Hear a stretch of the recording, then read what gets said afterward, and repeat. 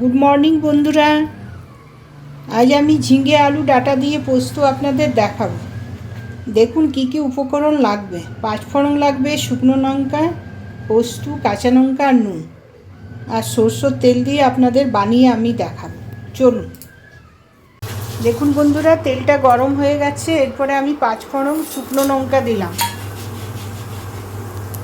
ভালো করে ভাজা ভাজা হয়ে যাবে, তারপরে আমি আলুটা ছেড়ে দেবো। ফোড়নটা ভাজা ভাজা হয়ে গেছে, এরপরে আমি আলুটা ছেড়ে দিলাম।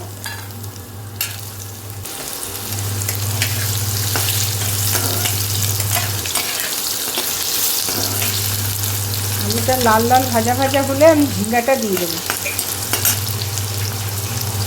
দেখুন বন্ধুরা, লাল লাল ভাজা হয়ে গেছে, এরপরে আমি ঝিঙ্গেটা দিলাম।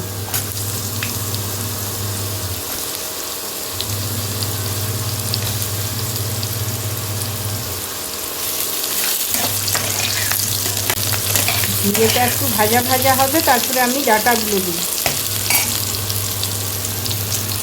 দেখুন ঝিঙ্গেটা ভাজা ভাজা হয়ে গেছে, এরপরে আমি ডাঁটাটা দিলাম।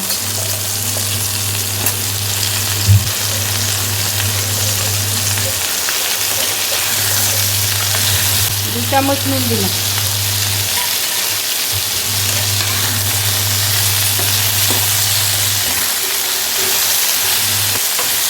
জলটা ঢেলে দেবো। দেখুন বন্ধুরা, ভাজা ভাজা হয়ে গেছে, এরপরে আমি জলটা ঢেলে দিলাম।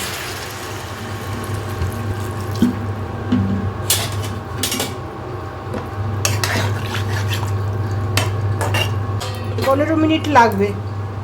15 মিনিট পর আবার আসছি। দেখুন বন্ধুরা, আমি 15 মিনিট পর ঢাকাটা খুললাম। সব সেদ্ধ হয়ে গেছে। এরপরে আমি পোস্তটা দিলাম।